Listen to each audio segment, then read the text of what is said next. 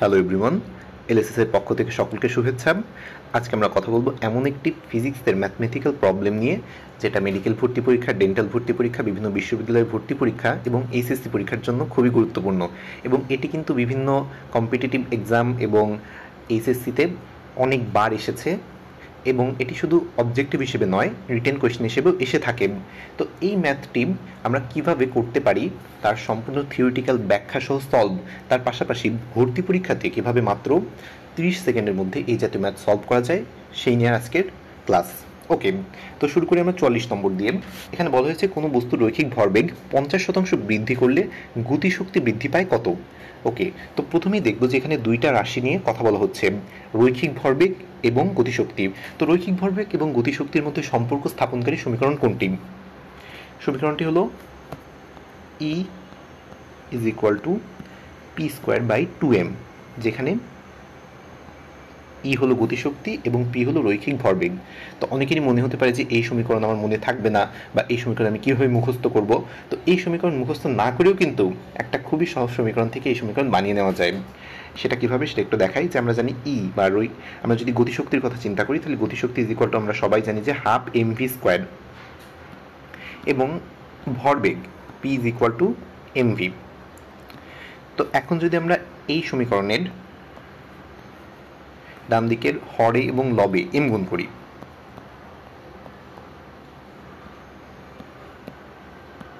তাহলে কি দাঁড়াবে? তাহলে দাঁড়াবে m²v²/2m। এখন এই m²v²কে mv² লেখা যায়, যেখানে mv is equal two p। এখান থেকে আমরা পেয়ে যাই p²/2m, e is equal two p²/2m। সমীকরণটা এখান থেকে এসেছে। তো এখন আমরা ধরে নিই যে কোনো বস্তুর আদি রৈখিক ভরবেগ ছিল p1। তো এখন p1-এর 50% কত হবে? p1-এর 50%, সো এটা দাঁড়াবে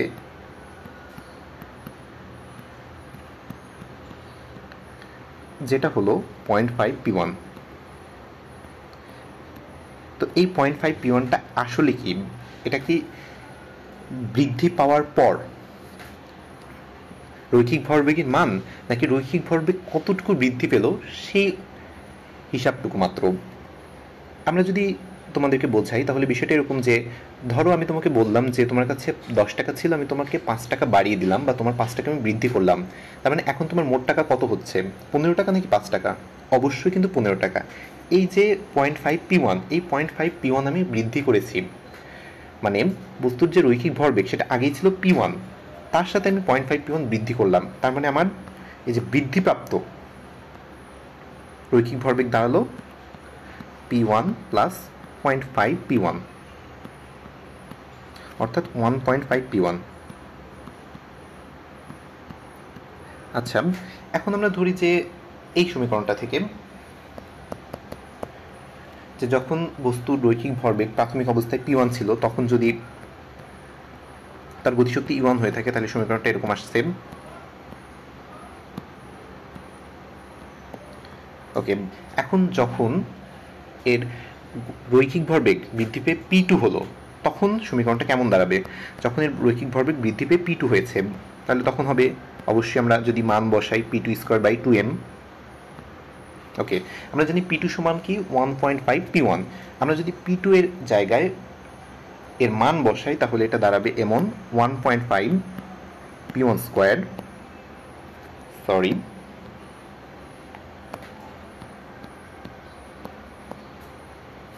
বাই 2m।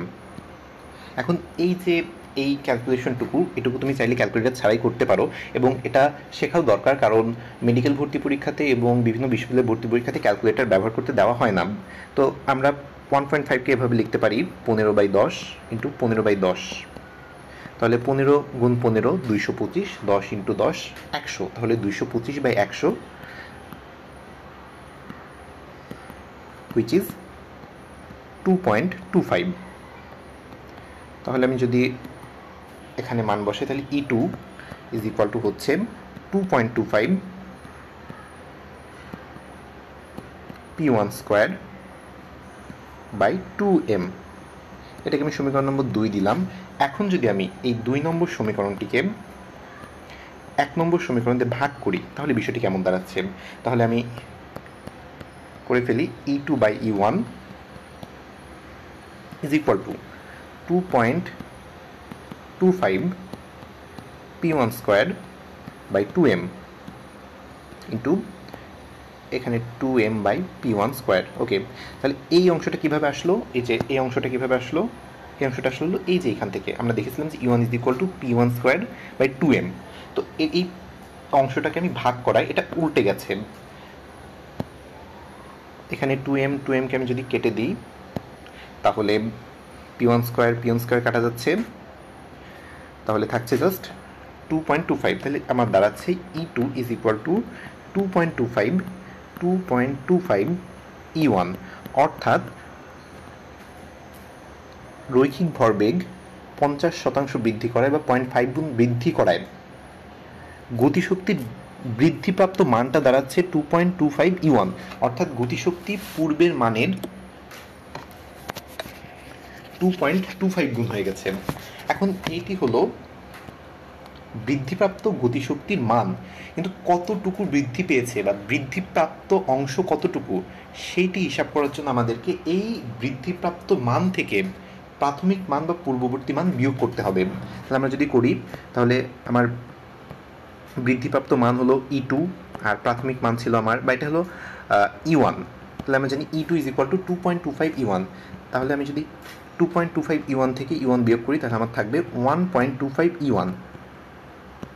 তাহলে এটি হলো বৃদ্ধিপ্রাপ্ত মান, অর্থাৎ আমি যখন রৈখিক ভরবেগ 0.5 গুণ বৃদ্ধি করেছি তখন আমার গতিশক্তি 1.25 এই অংশটা বৃদ্ধি পেয়ে হয়ে দাঁড়িয়েছে 2.25 গুণ, অর্থাৎ এখানে বৃদ্ধিটা হলো 125%। এই অংশটাকে শতকরা নিলে বা এই মানটাকে শতকরা নিলে হচ্ছে 125%। আমরা কিন্তু উত্তরে বলতে পারবো না যে এটা 2.25 গুণ বৃদ্ধি পেয়েছে 1.25 গুণ, এবং 1.25 গুণ বৃদ্ধি পাওয়ার কারণে বৃদ্ধিপ্রাপ্ত মানটা গিয়ে দাঁড়িয়েছে পূর্ববর্তী মানের 2.25 গুণে, কিন্তু বৃদ্ধি পেয়েছে কতটুকু? 1.25 গুণ বা 125%। তো এই ম্যাথটা এভাবে করতে গেলে তুমি দেখবে অনেক সময় চলে যাচ্ছে, বা এটা রিটেনের ম্যাথ, বা রিটেনে করলে আমি এইভাবে করব পুরোটা, কিন্তু যখন আমি ভর্তি পরীক্ষা দিব তখন আমি প্রত্যেকটা কোয়েশ্চেনের জন্য কিন্তু 60 সেকেন্ড মতো সময় পাবো। সেই ক্ষেত্রে এরকম ক্যালকুলেশন করাটা বেশ জটিল। তো এই জাতীয় ম্যাথের জন্য আমি নিজের একটা পন্থা অবলম্বন করতাম, বা আমার একটা ট্রিক্স ছিল। তো সেটা কিছুটা এরকম যে যখন ভরবেগ বৃদ্ধি পাবে এই ট্রিক্সটা তখন খাটবে। ওকে, এটা হলো 1 প্লাস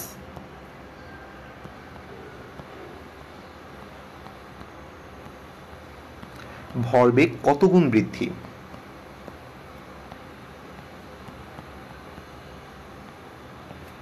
হোল স্কয়ার মাইনাস 1। ওকে, তো এখন এই সমীকরণে বা এই সূত্রে আমরা যদি একটু মান বসাই তাহলে আমরা লিখতে পারি 1 প্লাস 50% বৃদ্ধি পেয়েছিল। কত শতাংশ বৃদ্ধি পেয়েছিল? 50%। তাহলে 50% বৃদ্ধি পাওয়ার অর্থ হলো 0.5 গুণ বৃদ্ধি পাওয়া। আমি যদি বসাই 1.5, এটাকে হোল স্কোয়ার করি মাইনাস 1, তাহলে 1.5 whole square is equal to 2.25 minus 1 is equal to 1.25। Okay, তো এই ম্যাথ করার ক্ষেত্রে আমি যখন এই সমীকরণে মান বসাবো তখন আমি সরাসরি উত্তর পাবো। ঠিক আছে, এখন তোমার যদি মনে হয় যে এই সমীকরণ ঠিকমতো কাজ করে কিনা বা এর এফিসিয়েন্সি কতটুকু, তো তুমি চাইলে আরও বিভিন্ন মান বসিয়ে দেখতে পারো। আমি আরেকটা মান বসিয়ে দেখাই। যদি বলা হতো যে ভরবেগ বা রৈখিক ভরবেগ 100% বৃদ্ধি করা হয়েছে, তাহলে গতিশক্তি কত শতাংশ বৃদ্ধি পেত? তাহলে এখানে 100% বৃদ্ধি করার অর্থ হলো এখানে আমি 1 বসাবো, এটাকে হোল স্কোয়ার করবো মাইনাস 1, তাহলে এখানে হবে 4 স্কোয়ার মাইনাস 1 অর্থাৎ 3, অর্থাৎ 3 গুণ, বা এটাকে শতাংশ নিলে হবে 300%। তাহলে এক্ষেত্রে 300% বৃদ্ধি পেত গতিশক্তি। যদি আমি এখানে বলতাম যে 200% বৃদ্ধি পেয়েছে বা রৈখিক ভরবেগ 200% বৃদ্ধি করা হয়েছে, তখন আমার হিসাব দ্বারা তো 1 প্লাস 2 হোল স্কোয়ার মাইনাস 1, যেটার মান দ্বারা তো 8 বা 800%। তো এই সমীকরণ বা এই সূত্রটা তখন কাজে লাগবে বা তখন কেবল অ্যাপ্লাই করা যাবে যখন ভরবেগ বৃদ্ধি পাবে বা রৈখিক ভরবেগ বৃদ্ধি পাবে, তখন আমরা এই সমীকরণ ব্যবহার করব। আমি কিন্তু লিখে দিচ্ছি যে ভরবেগ কতক্ষণ বৃদ্ধি পেয়েছে। যদি বৃদ্ধিটা রৈখিক ভরবেগ না পেয়ে যদি গতিশক্তি পেয়ে থাকে, তাহলে কিন্তু এই সমীকরণ কার্যকরী হবে না। এখন এই জাতীয় ম্যাথ কিভাবে করা যায় সেটা আমি একটু শর্টে দেখিয়ে দিই।